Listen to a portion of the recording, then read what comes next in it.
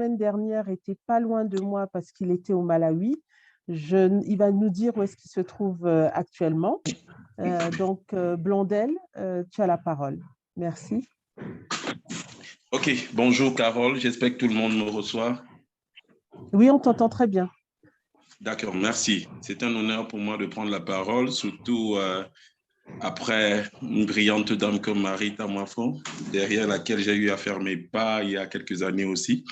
Donc, c'est un privilège que je renouvelle que de pouvoir intervenir à cette rencontre dont le thème majeur est axé autour du développement durable, mais aussi et surtout autour de comment inspirer les jeunes à passer à l'action. Donc, ma présentation, comme vous vous rendrez certainement compte, permettra tout d'abord de présenter assez sommairement ce que notre organisation Jeunes Volontaires pour l'Environnement fait. Et puis, nous allons donc aborder les questions relatives à la finance climat et aussi à la participation des jeunes dans les discussions au niveau... dans les discussions sur la Convention des Nations Unies sur la désertification. Donc, c'est quoi JVE? Alors, JVE, c'est le plus grand mouvement de jeunesse de défense des droits des communautés locales et de protection de l'environnement et de la gestion durable des ressources naturelles. JVE, c'est une vingtaine d'années d'existence sur le continent et environ présent au Cameroun depuis 2007, officiellement reconnu depuis 2012. Et c'est une trentaine de pays couverts sur le continent africain. Mais aussi, il faut noter que chaque pays dispose donc d'une autonomie de fonctionnement. Donc, c'est un peu un conglomérat d'organisations qui portent pratiquement tous le même nom. Donc, ceci étant dit, je pourrais ajouter également que qu'est-ce que fait JVE? JVE travaille sur des thématiques telles que la protection des sols, avec des projets tels que la valorisation des balles de riz dans la région de Yagua, les énergies propres, la promotion des foyers améliorés, l'eau et l'assainissement, le changement climatique à travers des formations que nous offrons chaque année. L'une de nos formations principales, notre processus préparatoire à la Conférence des Nations Unies sur le changement climatique, dont la 10e édition est en plein bouclage, est l'un des chantiers sur lesquels nous intervenons régulièrement, c'est-à-dire les questions pour nous d'amener les jeunes à se familiariser avec le contexte des négociations, pratiquement comprendre le jargon, comprendre comment les discussions se font au niveau des discussions internationales et comment est-ce que les pays s'organisent pour porter haut leur voix. Donc, nous avançons également sur le domaine depuis quelques années, depuis 2 ans, nous travaillons sur le droit des communautés locales parce que le Cameroun étant dans une phase transitoire en matière foncière, il va de soi que le développement que le Cameroun souhaite a une incidence sur le développement ou sur la protection des droits des communautés. Quand on veut, par exemple, mettre en place un barrage ou un grand projet dans une communauté, il va de soi qu'il y a quelquefois des griefs que les populations pourraient soulever. Et nous nous intéressons donc à ces problématiques-là. Mais aussi, nous nous intéressons à la problématique de la conservation de la nature. Le Cameroun a été pendant longtemps possède depuis longtemps un grand nombre de parcs qui aujourd'hui sont attaqués soit par des braconniers ou bien mis à mal par une gestion quelque peu calamiteuse. Donc, en dehors donc de la conservation, nous travaillons sur la gouvernance des terres et des forêts, sur la réduction des risques et catastrophes, sur la protection des océans. Il faut dire que concernant ces thématiques, nous sommes actuellement en train de préparer un dialogue national des parties prenantes sur les océans et envisageons donc de pouvoir porter haut la voix de la société civile camerounaise lors des conférences internationales relatives qui sont dans le pipe de l'agenda des Nations Unies. Nous travaillons sur la sécurité alimentaire en lien avec le changement climatique, sur l'agroécologie comme étant une solution. Au niveau de l'agroécologie, nous travaillons également sur les questions liées à l'agriculture urbaine comme étant un mécanisme qui peut permettre d'améliorer la qualité de l'air dans l'environnement urbain. Nous travaillons également sur la pollution. Nous sommes membres du IPEN, qui est un réseau mondial d'acteurs de la société civile qui travaillent sur les polluants organiques persistants et globalement sur les questions en lien avec la pollution chimique. Donc, nous travaillons par ailleurs sur la problématique des déchets. Donc, c'est dit que les domaines d'intervention de JV au Cameroun sont assez vastes et ce qui donne énormément de travail aux jeunes que nous encadrons et que nous orientons dans ces thématiques-là. Nous abordons aussi la thématique de la CITES, car il faut dire que beaucoup de jeunes ne s'intéressent pas à cette convention-là, qui pourtant est une convention qui a beaucoup d'opportunités.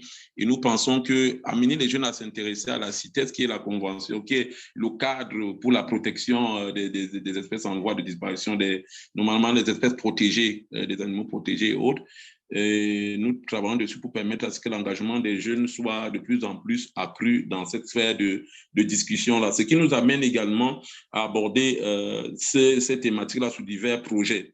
Donc, nous avons un projet, nous avons participé à la revue de la CDN au niveau du Cameroun. Nous avons un projet annuel que nous appelons Keep It Clean, qui est un projet de lavage de mains, de promotion du lavage de mains comme étant une alternative pour les pays pauvres pour lutter contre un certain nombre de maladies.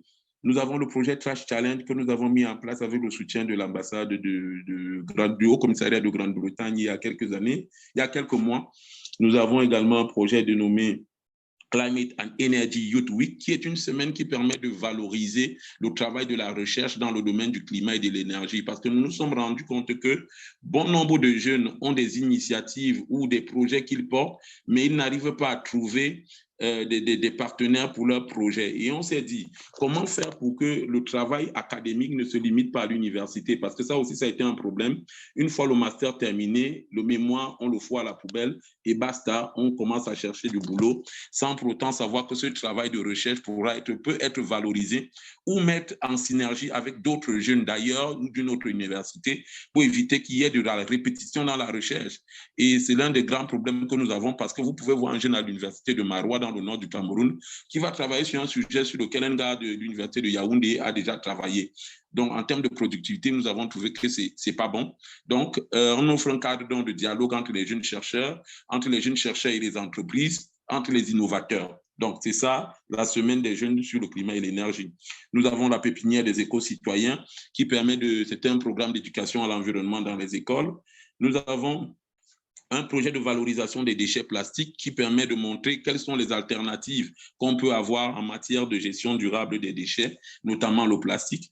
Et encore, nous avons un autre projet qui est axé autour de la valorisation des déchets agricoles, parce qu'il faut dire que la valorisation des déchets agricoles peut permettre d'améliorer le rendement du sol et ainsi de booster ces sols qui sont quelquefois très lessivés, notamment dans la région nord du Cameroun. Je crois que en guise d'introduction et de présentation de ce que j'y veux faire au niveau du Cameroun, c'est largement suffisant pour vous aujourd'hui. Alors, abordons le sujet proprement dit. Je pense que tout le monde me suit jusqu'ici et que je ne cours pas trop.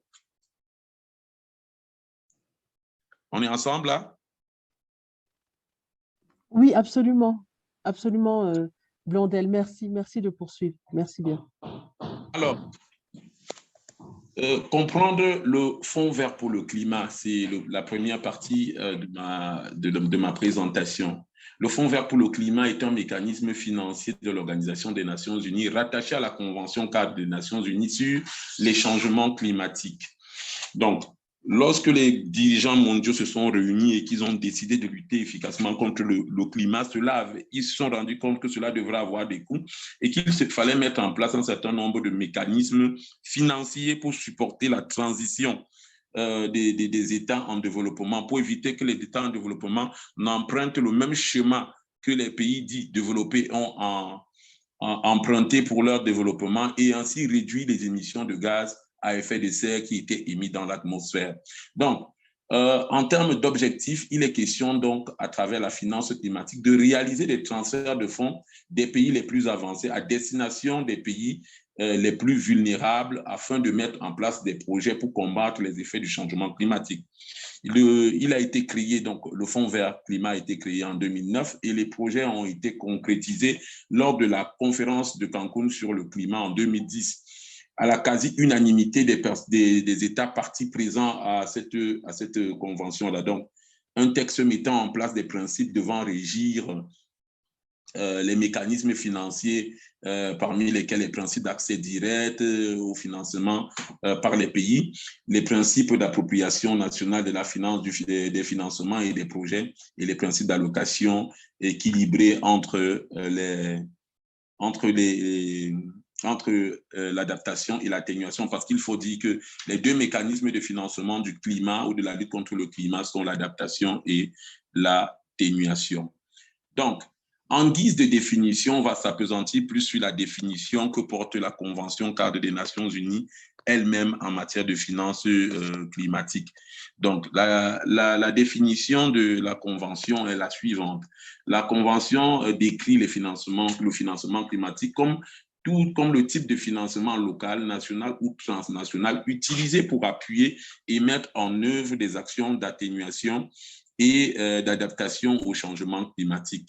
Ces ressources financières provenant de sources publiques ou privées et alternatives. Cela suppose que ça peut venir de deux sources au même moment. Donc, on devrait noter également que ces ressources doivent être nouvelles et additionnelles. Cela veut dire quoi? Ça veut dire que les financements climatiques ne doivent pas être confondus à l'aide au développement qui est attribuée à des pays depuis de nombreuses années déjà. Donc, c'est pour ça qu'on parle de nouvelles et additionnelles. Donc, ça ne doit pas être quelque chose qui existait déjà avant. Ça doit être des nouvelles promesses faites essentiellement, pour l'essentiel, dans des discussions sur le climat. On distingue donc les sources en termes de flux, de flux financiers. On distingue donc les sources nationales et les sources les sources nationales et internationales et les fonds bilatéraux et multilatéraux. Ces fonds sont à la fois publics et privés, comme je le mentionnais plus haut. Donc, les financements du climat, il y en a donc pour l'essentiel qui sont sous la Convention. Donc, la Convention a créé plusieurs mécanismes financiers qui lui permettent de pouvoir attaquer les problèmes liés à l'atténuation et à l'adaptation. Ces fonds sont dits donc des fonds multilatéraux. On a donc également, donc, en termes d'axes de financement, donc, des fonds pour les pays les moins avancés, le fonds spécial pour le changement climatique et l'environnement mondial, le fonds pour l'adaptation, le fonds vert pour le climat, pour ne citer que cela. En dehors maintenant de la Convention, donc, on a trois grandes catégories de fonds. On a les fonds bilatéraux, les fonds multilatéraux pour le développement et l'environnement, les fonds bilatéraux dédiés à la lutte contre le changement climatique, les fonds multilatéraux qui hébergent des initiatives dédiées au climat. Donc, le fonctionnement du Fonds vert est le suivant. Il y a 24 membres qui composent le conseil d'administration qui dirige le Fonds vert. Ils viennent à égalité des pays développés et des pays en voie de développement. Ils sont nommés pour un mandat de 3 ans renouvelable. Le conseil est, entre autres, chargé de développer les règles relatives à la distribution des financements par le Fonds vert. Et le fonds est appuyé par un secrétariat basé à Sondo, c'est en Corée du Sud. Donc, globalement, voilà ce qu'on peut dire. Je pourrais revenir lors des échanges sur les questions relatives à un certain nombre de points que nous avons évoqués plus haut. Je veux juste aller assez rapidement pour qu'on ait un temps d'échange un peu plus important. Donc, le prochain point porte sur le cap sur la COP 15, sur la désertification qui commence le 9. Et vu que Carole souhaitait savoir où je suis à Yaoundé pour le moment, en préparation pour Abidjan. Donc, d'ici demain, je serai à Abidjan pour préparer donc la COP 15 sur la désertification. Parlons de la COP 15 sur la désertification. Qu'est-ce qu'il faut dire? Il faut dire que la participation des jeunes à ce niveau de discussion est importante et que cette préparation est conditionnée par un certain nombre de questions qu'il faudrait maîtriser. Donc, pour participer donc à ces conférences-là, au niveau de JVE, nous organisons un processus préparatoire. Depuis le début de l'année, nous sommes impliqués dans un processus préparatoire avec les autres JVE, notamment JVE Côte d'Ivoire, JVE Sénégal, JVE Bénin et les autres antennes de JVE, mais aussi avec d'autres associations basées sur le continent. Nous avons engagé dans une série de formations car nous estimons que la maîtrise de la question et des sujets que nous voulons aborder est essentielle si nous souhaitons véritablement faire entendre la voix de la jeunesse, ou bien si nous souhaitons que la société civile, de plus globalement, puisse être efficace dans son action. Un autre point que nous abordons lors de notre préparation est l'analyse des documents de politique. Lorsque ces événements se préparent, les gouvernants et les négociateurs produisent régulièrement des documents que nous analysons et sur lesquels nous apportons nos amendements, que nous renvoyons vers ces décideurs-là pour leur dire, écoutez, tel point que vous avez abordé dans tel document ne semble pas assez pertinent ou ne s'intègre pas suffisamment dans le cadre de discussion ou bien le cadre institutionnel d'échange mis en place par la Convention sur la désertification. Donc, nous faisons donc de l'analyse des politiques publiques. Et aussi, nous avons donc, dans le cadre de ce travail-là, la production de briefing notes pour le plaidoyer, car s'il faut par exemple qu'un point soit mis en avant et que les gouvernants puissent nous donner du crédit à ce que nous sommes en train de dire, il faudrait bien que nous puissions leur apporter matière à discussion. Et ainsi, donc, nous produisons dans des briefing notes, des notes de synthèse et d'analyse sur ce que nous attendons d'eux. Donc, en dehors de ça, dans une approche de faire entendre notre voix, nous avons des systèmes de prise de rendez-vous avec ces négociateurs. Ça peut être des discussions en ligne dans des webinaires ou bien lors des conférences internationales. C'est de caler des rendez-vous, d'échanges, des side events pour discuter avec eux sur la pertinence d'un point ou un autre. Et puis également, nous apportons un autre soutien aux institutions dans notre pays. Par exemple, JVE au niveau du Cameroun participe aux échanges avec le ministère de l'Environnement dans le cadre de la préparation de ces rendez-vous internationaux-là. Et c'est aussi l'opportunité pour nous de faire passer notre message et de montrer effectivement que nous avons de quoi apporter, nous avons quelque chose à apporter en matière de discussion sur ces questions-là. Et un autre point que je souhaiterais relever ici, vous savez, Marie l'a dit dans sa présentation, le volontariat est une clé majeure lorsqu'on souhaite véritablement se positionner dans la sphère des discussions internationales. Parce que dans nos pays du Sud, il y a beaucoup à faire, mais les jeunes ne comprennent pas encore suffisamment la place du volontariat dans la construction même de leur CV ou de leur personnalité, parce que ce sont des stages professionnels gratuits. Et nous pensons que en incitant davantage les jeunes à s'intéresser aux problématiques relevées à travers le volontariat, ils peuvent ainsi apporter beaucoup. Par exemple, je prendrais le cas de jeunes juristes que nous recevons parfois au niveau de JVE ici, qui au départ connaissent certes le droit, mais n'ont pas encore une réelle maîtrise de la gouvernance internationale ou bien des discours au niveau de la discussion au niveau international. Après quelques années ou quelques mois passés au sein de l'organisation, ils ont des skills qu'ils peuvent mettre en valeur lors des réunions internationales ou bien dans des organisations un peu plus poussées. Donc, nous pensons également qu'il est important de donner une place importante au volontariat et à l'engagement des jeunes sur ces questions-là. Donc, je crois qu'à ce niveau, je vais m'arrêter là.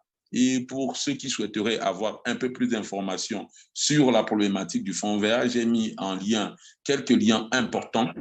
Ce serait intéressant pour vous de fouiller pour avoir davantage d'informations.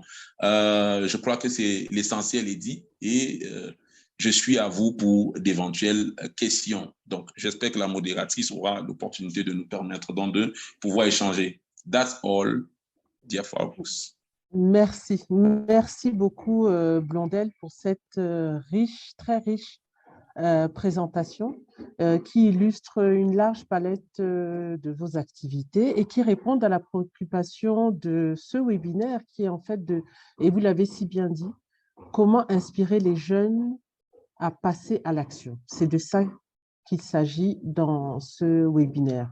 Nous avons noté une multitude de vos activités et des initiatives vertes en termes d'agroécologie, protection des sols, foyers améliorés, eau, assainissement et j'en passe, et qui sont mises en œuvre. Et ce qui est intéressant, c'est aussi bien le volet pratique que le volet politique que vous avez souligné. Vous avez aussi évoqué la lutte pour représenter les communautés locales, les questions de sécurité alimentaire, d'océans, d'espaces protégés, le lien climat-énergie. Et ce que nous retenons aussi de votre présentation, c'est le processus préparatoire aux grands événements et qui comprend entre autres l'analyse des documents de politique. Et enfin, si on peut retenir des bonnes pratiques de ce que vous avez généreusement partagé avec nous, c'est les prises de rendez-vous avec les décideurs et aussi un conseil pour les jeunes, c'est le volontariat, qui est une clé majeure, comme vous l'avez dit. Nous sommes absolument d'accord avec vous. Vous avez partagé beaucoup d'informations. Il y aura certainement énormément de questions tout à l'heure. Nous avons juste une question à vous poser. D'après votre expérience, la finance climatique est-elle à la portée des jeunes? Ou bien autrement dit, ce nouveau concept qui est assez complexe vous semble-t-il accessible aux jeunes, notamment aux jeunes en Afrique? D'accord, Carole. Je pense que je n'ai pas activé ma caméra depuis. Je peux me permettre ça maintenant. Je crois que la finance climatique est actuellement l'aubaine pour les jeunes parce que dans ce segment d'activité, on a très peu d'experts sur la question de la finance climatique. Je reviens du Malawi où j'ai participé comme expert à une discussion africaine, régionale africaine, sur la question de finance climatique. Il faut dire que la complexité de la question de la finance climatique fait à ce que bon nombre de personnes ne souhaitent véritablement pas s'engager sur des questions en lien avec cela, parce que cela fait référence à des sous importants. Je dois dire que le plus petit montant qui est décaissé au niveau du Fonds vert pour le climat est de 1 million de dollars, ce qui équivaut actuellement en termes de francs CFA à, je crois que c'est dans les 620 millions de francs CFA. Voilà, donc, vous voyez à peu près ça, c'est le plus petit montant possible qui peut être décaissé au niveau du Fonds vert pour le climat.